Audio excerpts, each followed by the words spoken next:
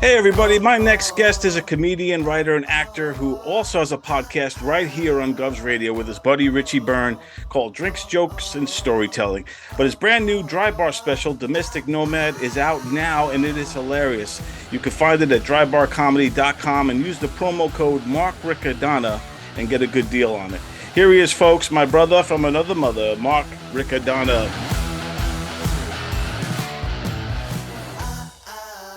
Mark, what's up, man?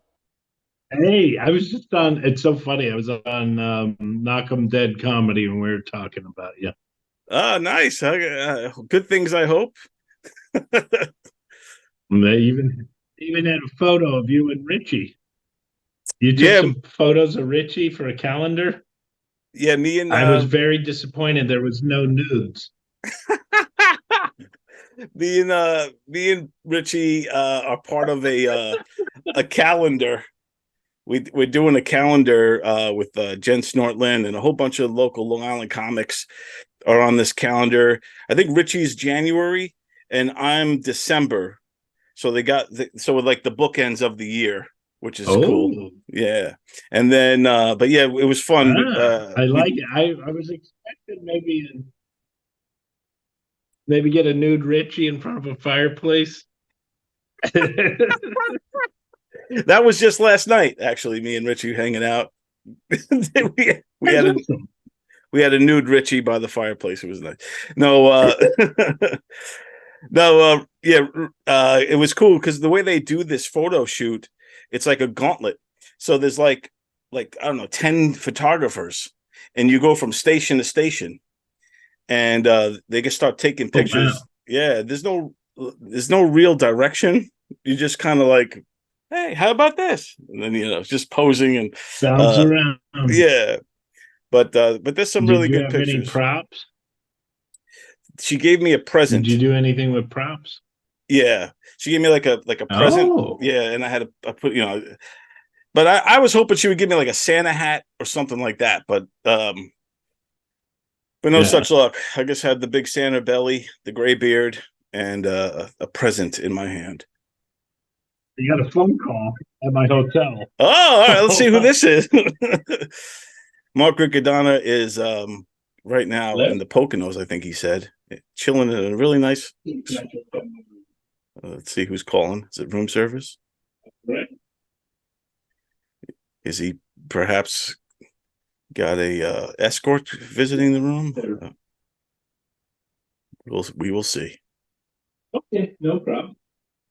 All right, see you in a few. I got a phone call. And I'm going to be due down to Comedy Land here soon. But Uh, oh, you're performing tonight? yeah, I got a show tonight and tomorrow, which is hysterical. Comedy on Halloween is a total cluster. Um, Hey, there's nothing like being on stage and you got to do crowd work, and it's like Frankenstein, a gorilla, there's a sexy cat. There's, so what do you do? I'm Frankenstein. What do you think I do? I scare children. I get chased by villagers. It's a nightmare. oh wow, man. Yeah, it is. It's Halloween tonight. So for those people watching, we're pre-taping this. It's Halloween night, and yeah. So it's got. Do you dress up when you go on stage, or are you kind of past that? Are you just like, oh, I'm not doing that, or No, yeah, it's difficult because then people get sidetracked and think you're going to do comedy as Dracula or whatever, and it's like after one or two lines of Dracula jokes, I think I just want to do my act. yeah, it can run thin. It can run thin pretty quick, but so you got to get going soon. So we don't have a lot of time to hang out because you got to get on stage. Yeah, So I do want to talk real quick that how big this is, that you got your own special, the dry bar special. It's coming out. I got to see it. It was fantastic. I think it was and I've seen a lot, I've seen a lot of your stuff, working with you through the last couple of years. I'd say this is probably one of yeah. the best uh the best sets I've ever seen, and it's the one that counts the most, probably this dry bar special. Yeah. And I really went against the elements on this because on the flight down, there was my flight got canceled. I was flying from a corporate gig in Texas. My flight got canceled. So they tried to put me on a flight the next day, but the flight the next day, I was going to land when the show was being taped. So they thought they were going to have to cancel my spot. And I said, don't cancel it until tomorrow. Like, I'm going to see what I can do. I was debating on renting a car and driving through the night from Texas to Utah. I was debating on doing all this different stuff. Uh-oh, did I lose you? Yeah, can you, I don't know if you could hear me or Oh, see me. there we go. Now I hear you. Okay, cool. Yeah, I Is was that gonna me or say, you? I don't know. I think we've had the Wi-Fi's been a little off for both of us, I think, on this one, but Let me turn off my phone Wi-Fi, see if that helps.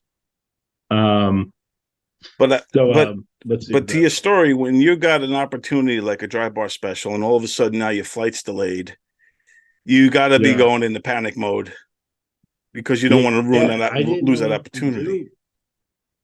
So I'm like, do I rent a car and try to drive or what do I do? So I ended up sleeping at the airport and they said there's a chance you can be on this, there's a standby. You can be on standby for a flight tomorrow, but it's full because we canceled all the flights today. So it's going to be full. So the next morning at like 5:30 when the airport, the workers are there, I went over and just said, listen, I want to make sure I'm on standby. And I was telling the story. I go, I got this comedy special. It's like the biggest thing to happen to me since I've been doing this. I've been doing it 20 years. And so if there's any chance of getting standby, and they're like, well, the best we can do is put you on standby, but it's a full flight. And I'm like, oh man, come on, please. And I found out they called my name right as I was getting ready to walk out because they started boarding. And then I was getting ready to leave and they called my name. I run over and they go, "You're Mark?" And I go, "Yeah." And they go, "Somebody gave up their ticket. They heard your story."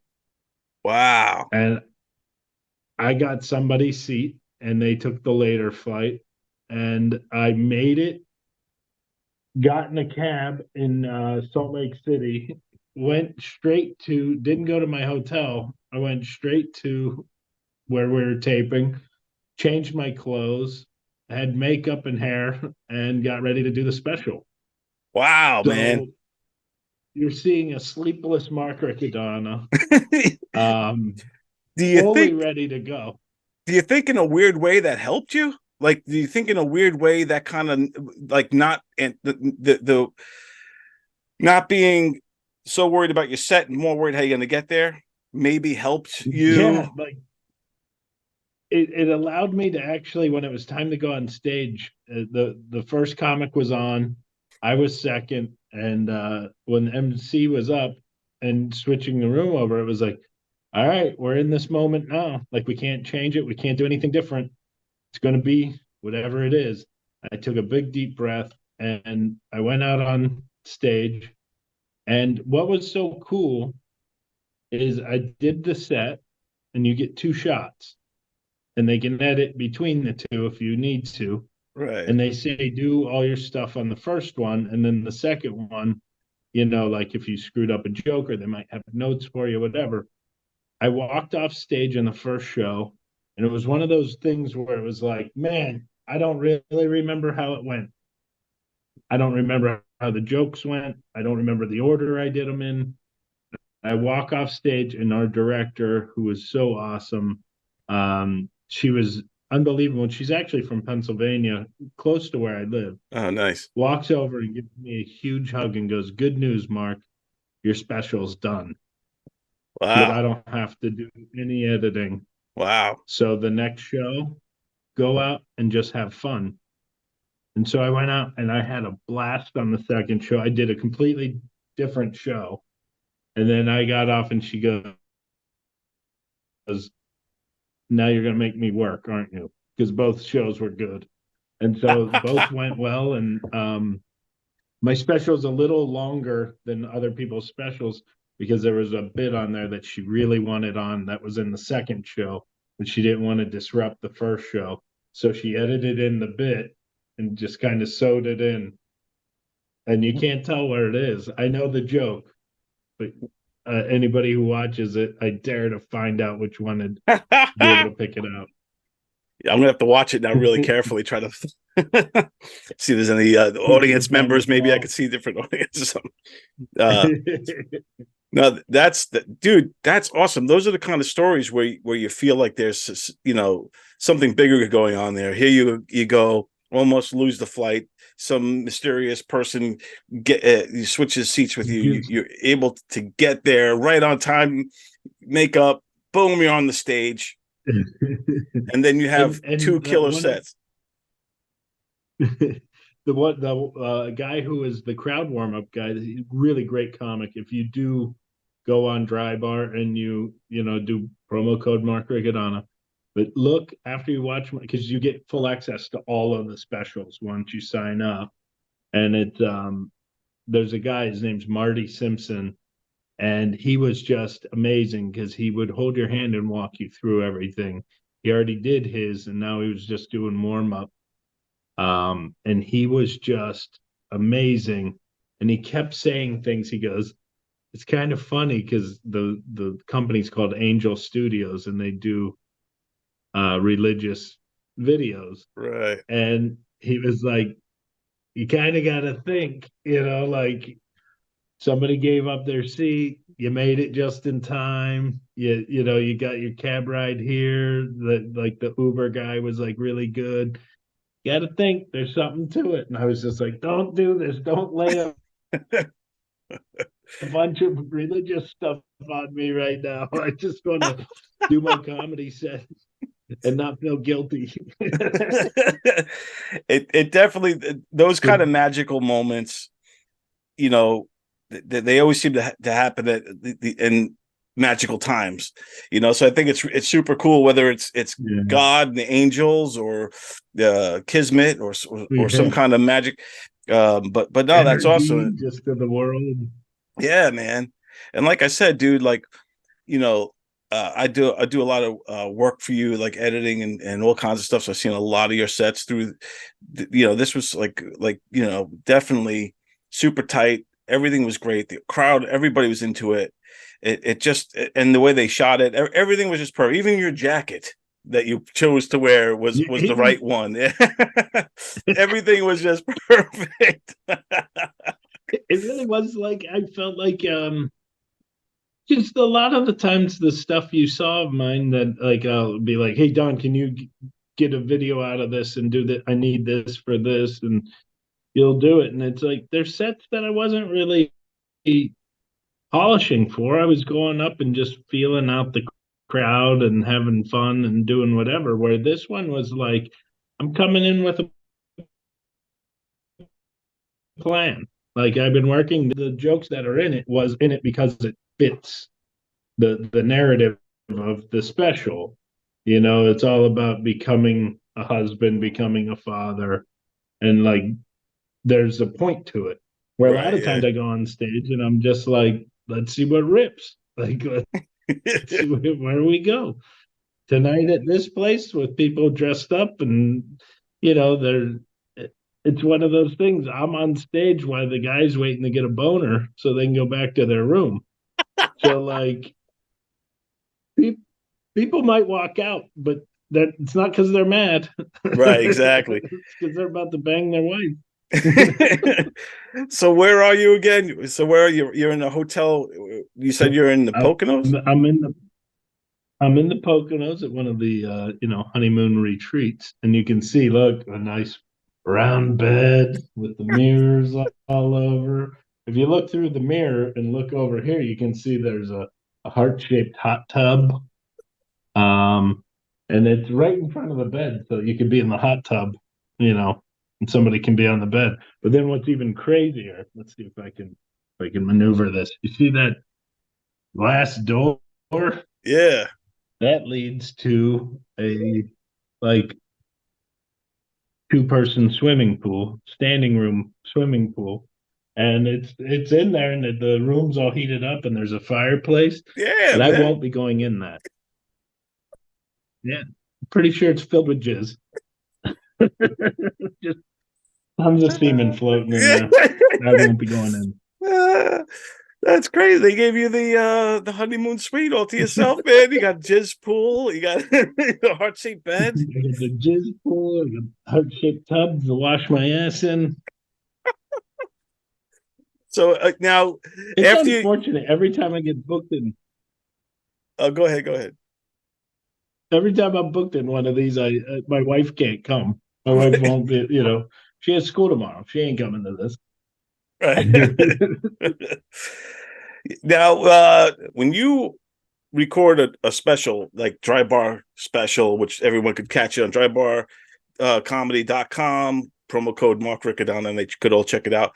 Do you now feel pressure to kind of scrap that hour and start a new It's one, or how do you work that out? it's funny you say that because now it's like I think for the next few months, and some bookings that I have coming up in theaters, I feel like I have to do stuff from the special because it's what I'm promoting. Right, right, But there's this huge, I don't know how to explain this without sounding hokey or something, but there's like a relief that it's like, okay, it's time for me to move on because I've been with this material for a long time. You know, right. Yeah, I've been with this material and I don't think it'll ever go away because, even when my kids are 20, I can go, well, I remember when my kids were 9, this happened. right, right, And like, so they'll always still be able to do that. But like a lot of the stuff, I feel like I can let go and I feel good about it. Because I always laughed when there were comics that would say, like, oh, yeah, I'm doing like the Louis thing. I'm going to write a new hour every year. And I'm like, yeah, but nobody's seen it. right, right. Like, Exactly. Yeah, yeah. get rid of the material after it's been seen Right, because people will go, oh, we already saw all this. And not that, I don't know, maybe a million people will watch my dry bar special. Maybe they won't, but I feel justified that it's out into the world and now it's on it. It has a life of its own. And it's not just like a YouTube clip or a short. It's like this is how it was meant to be written. And now exactly, it's released into the world, exactly. and And I actually got really inspired to write this new chunk that I'm working on. That's kind of like being the dad now. Like instead of becoming a dad, now it's being the dad. And I'm in the middle of not to give anything away because I don't have it written well enough to give anything away. But like I just experienced being it's football, but a little league dad, and I just yeah. experienced that world, and I'm like, wow, there needs to be something written about this because Especially I the can't other keep. dads, yeah, the parents in general. It's insane. It's completely insane. It's its own world. It's like its own cosmos inside of the bigger cosmos of these parents that think it's about them, and it's insane. And I'm like, they're 6 and 7 years old. That's the kicker. Relax. Yeah, they're young kids, and they'll still flip out on the umpires or the referees or whatever bad call. They'll go nuts. Meanwhile, most of the time in little league, the ref is either a really old guy on his way down, or it's just some young kid on the way up learning how to do this. So even the ref is like, and he's in little league too. And they're giving him a hard time. And those football dads, my son was in football, and then in baseball, my daughter now is in softball. Those sports parents, man, they're a Well, little different. and to stick with the nomad theme, like I've never been in the same place too long. Like I moved when we were in grade school. I went to high school here. As soon as I graduated high school, I moved to New York City. You're never a local in New York City, no matter how much people try to pretend their neighborhood matters and they see the same people. You're not a local. You're not. Even if you grew up in Manhattan, nobody cares. And now, then we moved to this little town. Like all these people grew up together. and apparently played together. And apparently the coach is their coach. So they all know each other for Wow, yeah. 20 years. And I'm there like this new guy, and they're treating me like I've never, like who's this idiot? Who fell off the turnip truck over here? And meanwhile, it's like, I have a little knowledge on football. I was all Northern Ohio. I know a little bit about it. Yeah. And I'm watching the coaches and I'm going like, hey, if you ever need help, there's 20 kids, there's two of you. Maybe you want somebody watching I call them the zoo crew, the B team kids. Right, Like right. maybe you want somebody just standing there and running drills with them while you're going over the plays with the A team. And then they wonder why the kids misbehave because they're all bored because the zoo crew's just standing there for 15 minutes while they work with the A team on what the play is. So they're, fingers in their ass, they're spinning around in circles. Next thing you know, they're yelling at the kids to go run a lap. And it's like, you expect a 6-year-old to stand still for 15 minutes while you talk to the good kids? Exactly. I was always in the zoo crew, man. Until I got a little older, then I finally started. But yeah, Yeah. I was a zoo crew. I was zoo crew through and through until high school. In high school is like it went from day to night where it was like all of a sudden I knew what I was doing. It Everything just clicked. clicks. Yeah, it just clicks Yeah. in your head or something. Something happens where you're just like, oh, okay, I get it now. And I'm watching my 7-year-old. He's the first week of practice, he didn't know if he was on offense or defense. The ball would be snapped. He'd turn around, see somebody with a football, and tackle him. And it's like, you're on offense. Like, but the one thing he's not afraid to hit, and he's not afraid to hit anybody. Like he That's is good. like he's he's like, we got pads on. This is great. He'll run full speed right into somebody. And he went from this total ADHD, unfocused, didn't know anything, to now he's like really in the minutia of like learning the little things, and he wants to like over the off season he wants to go over pass rushing, and he wants to go over the different position stances because I was trying to explain to him there's a difference to how the guard and the tackle on offense are, and there's a difference between the tackle and the end Right. and the linebackers. And he's like, and he keeps saying, he's like, Dad's teaching me all this college cheat codes. Like, it's not college cheat codes, buddy. That's cool though, man, that he's into it like that and he's focused and he wants to learn and, more. and it's making him better in school. Like Yeah. he's focusing in school because now he understands what it means to focus. Yeah. Like, Yeah. and so he's so excited. And I'm like, this is awesome. That's cool, man. Like, but And that's the stuff you can't teach. They have to learn that themselves. yeah. So football kind of opened them up like to, that's awesome, man. We got a tackling dummy. His favorite thing in the world is going to the backyard and doing drills with the tackling dummy. And I take it and I slam it into him as hard as I can. He loves it. He loves it. It's like, I'm like, this kid's not afraid to hit. He's going to be a monster if he sticks to it. But, now he wants to, because this is his last week. And so he wants to go into boxing. I'm like, Wow, oh, damn, let's slow yeah. down. Let's slow down. We don't need boxing because everyone thinks that boxing's fun until they get hit. Right, yeah. Once you take a solid punch to the face, you're like, why did I pick this? You're like, oh, I didn't know they hit back. Yeah. I thought it would just be me beating up on another kid.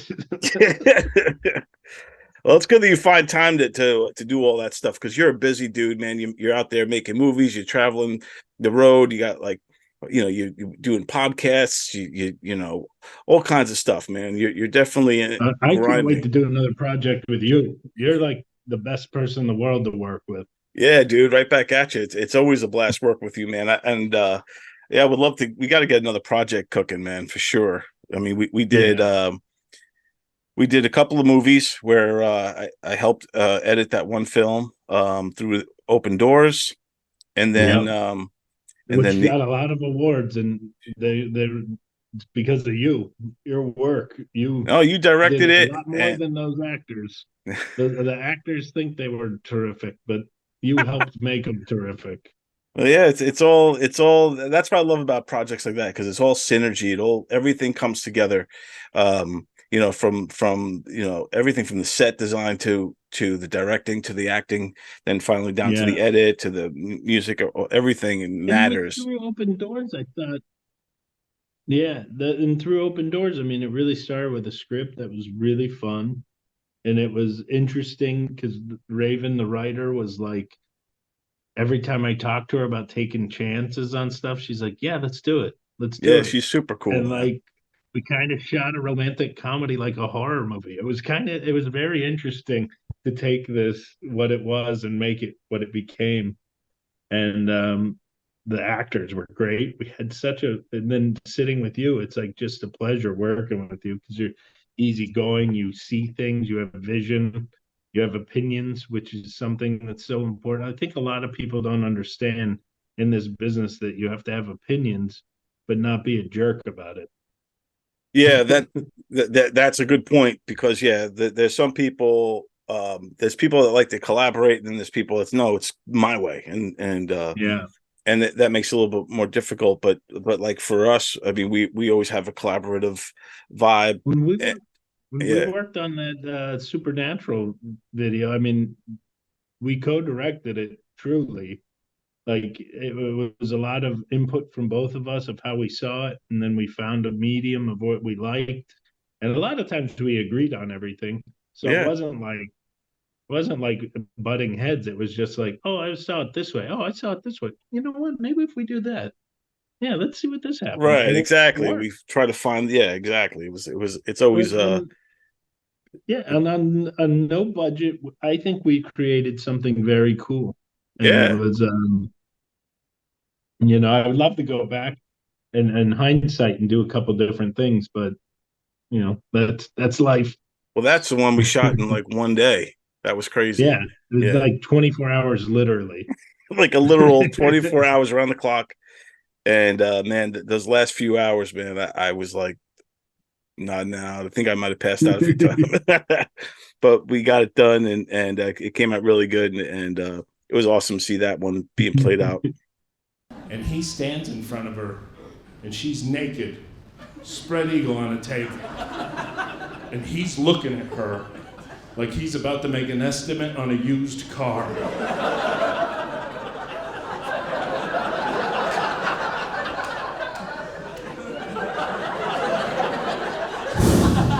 There is some damage, but I can work around it. Well, thanks so much, Mark Riccadonna, man. Have a great show tonight. Tell everybody again Thank you. where they could find you, follow you, and see this Dry Bar special. So if you go to markriccadonna.com, it's actually getting revamped. It'll be up this week. But you can get a link to the Dry Bar special. You can link to the Two Guys comedy tour that Tom Briscoe and I do. I have a new merch page if you want to get some fun shirts. I have with our logos for drinks, jokes, and storytelling. Shirts I used to sell on the road. I just do it there now because I don't want to lug the merch around.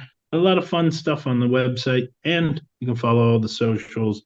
I post daily on Instagram and about 3 or 4 times a week on YouTube, TikTok, all the dumb social medias that I hate so much. But you can listen to us on this station, Drinks, Jokes, and Storytelling, me and Richie Byrne. And we have a new guest that'll be joining us, a new host, I mean, Ashley Gutterman is going to be Oh, joining us. nice. We needed to get a little female perspective on it. It's been very male heavy for about 5, 6 years now. And it's me and Richie, so it's heavy male heavy. Like, actually heavy. Yeah, it's chubby men, a lot of chubby men opinions. So we got a thin, in shape female to come on, and she's going to be joining us starting this month. Nice. Well, if this is airing in November. Is she going to be in studio or she's zooming in? Zoom. Uh, So her and I will be zooming, and Richie will be in studio. Very cool. Very cool. But actually, we're going to be taking the show out live. She's great. She makes me laugh, and she's very cool. She puts up with a lot of shit. Awesome, man. Well, everybody check that out. And Mark, as always, it's always a pleasure, my friend. You kick ass, so man. nice. And yeah, man, I'm glad you're in that hotel room. Don't go in the sperm tub. Oh. Mark Riccadonna, everybody.